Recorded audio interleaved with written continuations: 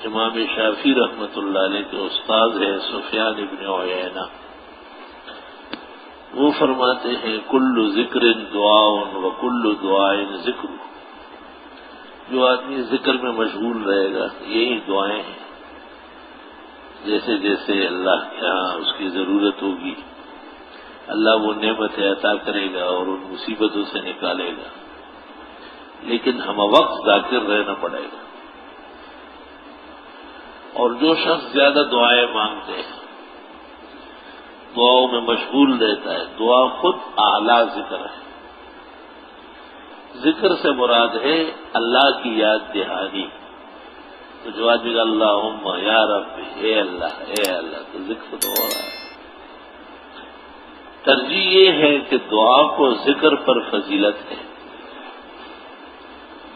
کیونکہ جس طرح اللہ نے کہا ہے یا ایھا الذین آمنوا اذکروا اللہ ذکرا کثیرا، اے ایمان والو بہت ذکر کرو۔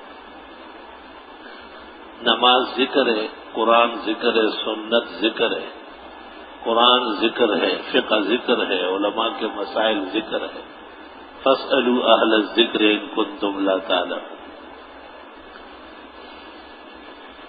اسی طرح دعاؤں کے لیے اللہ نے انبیاء علیہ السلام کی دعائیں بتائی۔ آدم علیہ السلام دعا مانگ رہے ربنا ظلمنا انفسنا وَإِن لَّمْ تَغْفِرْ لَنَا وَتَرْحَمْنَا لَنَكُونَنَّ مِنَ الْخَاسِرِينَ، اپنی عاجزی و بندگی پیش کر۔ نوح علیہ السلام دعا مانگتے ہیں رب انی مغلوب فانتصر، خدایا میں بہت عاجز آ گیا میری مدد فرمائے۔ ابراہیم علیہ السلام دعا مانگتے ہیں رب اغفر لأبی انہ کان من الضالین۔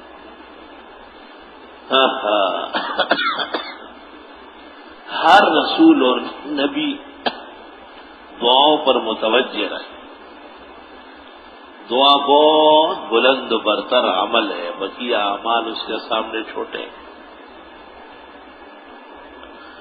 حکیم الامت مولانا اشرف علی صاحب رحمۃ اللہ علیہ ایک جگہ لکھتے ہیں جتنے اسباب اور وسائل پر توجہ ہے وہ کمزور ہے، اور جو سبب اور وسیلہ سب سے قوی ہے اس کی طرف توجہ نہیں، اور وہ دعا ہے۔ دعا 24 گھنٹے میں ایک دفعہ تفصیل سے مانگا جاؤ، سب کچھ مانگو، نسل و نسب کے لیے مانگو، پوری دنیا کے لیے مانگو، خیر مانگو، رشد و ہدایت مانگو، خیر سگالی، حفاظت، نصرت، عافیت مانگو۔ غائبانہ لوگوں کے لیے دعائیں بڑی پسند آتی ہے اللہ کو،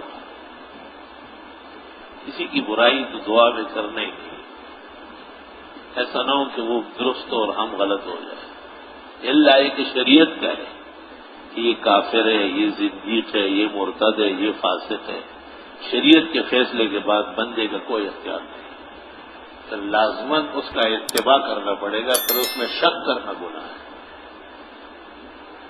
اس لیے شریعت آئینہ ہے، میزان ہے، جیسے قیامت میں ترازو لگے گا نا اس میں نیکیاں تلے گی، دنیا میں ترازو لگ چکا ہے، شریعت محمدی، یہ فرض ہے، یہ واجب ہے، یہ سنت ہے، یہ مستحب ہے، یہ نفل ہے، یہ مباح ہے، یہ مکروہ تنزیہی ہے، یہ تحریمی ہے، یہ حرام قطعی ہے، یہ حرام تحقیقی ہے، یہ حرام متفق علیہ ہے، یہ حرام مختلف فیہ ہے۔ اقسام اوزان، جیسے اب کئی چٹان، ہاتھ پاؤ، آدھا کلو سیر، 4 کلو، 20 کلو، من، ٹن، جیسے آپ نے اوزان بنائے ہیں اور اس کے مطابق چیزوں کو سمجھتے ہیں۔